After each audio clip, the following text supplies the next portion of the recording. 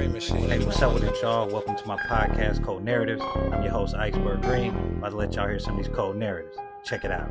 Hey, what's up with it, y'all? Iceberg Green. I'm a little under the weather, but when I seen the story, I had to cover it. So this family, they fled from Ukraine, and they've been in the East Bay for a little over a year. So basically, what happened was some generous benefactor let them stay in their house until they found another one. But check this out. It was moving day for Dima Leszczynski's family. He, his wife Galina, and son Dima Jr. finally found this apartment in Danville. But it's worlds away from the Ukrainian homeland they fled 18 months ago, with all their worldly possessions in just 3 suitcases. But on this day, they encountered a different kind of army, volunteers from a group called Grateful Gatherings. They do a kind of home makeover for people moving into a new place after a crisis. Co-founder Chris Flitter says their clients rarely have the means to furnish a new apartment. They basically walk into that home with sometimes a box of personal belongings, and that's it. Okay, so this is from Bay Area CBS News. And so basically what they're reporting is that Dima Leszczynski and his family, that when they got here, generous benefactor let him and his wife and his kids stay there until they found a home. And 18 months ago. And, so like I said, so they've been here seeking asylum on the under.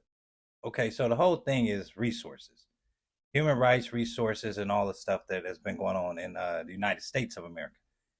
Something that we're lacking, resources, equality, all that stuff. So these immigrants and these refugees, these, whatever title you want to put on them, they come here and they instantly get attached to resources, the ones that we're lacking right now. So when we see this, people say, oh, you pocket watch. Yes, I'm actually pocket watching the government because I pay taxes. So I'm going to watch my dollars. And this is where it's going. Check this out. So after sending the Leszczynskis away, the volunteers got to work, hauling in a truckload of donated furniture, new dishes, kitchen utensils, even artwork for the walls. After 2.5 hours of work, the finishing touches were being applied just as the excited homeowners arrived. And then, of course, came the reveal. It's really home. Oh my god.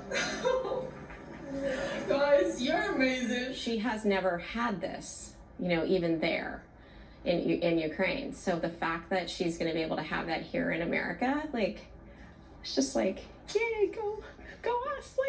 It's so amazing. The community comes together like this. And this is all we saying. See this treatment right here? See how they're going out their way to make them feel comfortable in the United States of America, when America won't even allow its own people, Black Americans, to feel comfortable in its own country.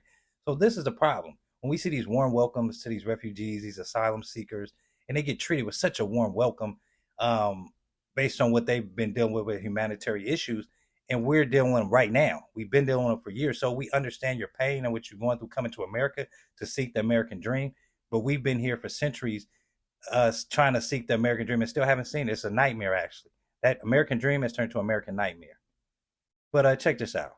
From hell to heaven, jump to the most safest place in California. It's I don't know, it's just miracle, it's fairy tale, or what is this?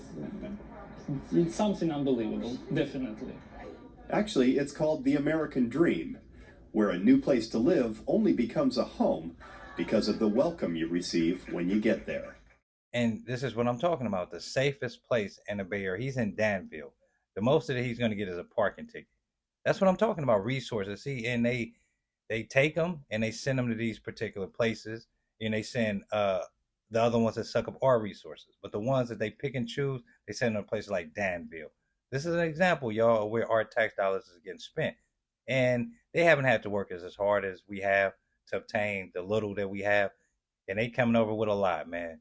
And I'm watching, yes, I'm pocket watching my dollars. And one thing before I go, I want to say to all my asylum seekers and those seeking refuge in the United States, we're not against you. We just wanted to let you know that we're dealing with the same issue here in America. You fled from your country to seek the American dream. We didn't flee.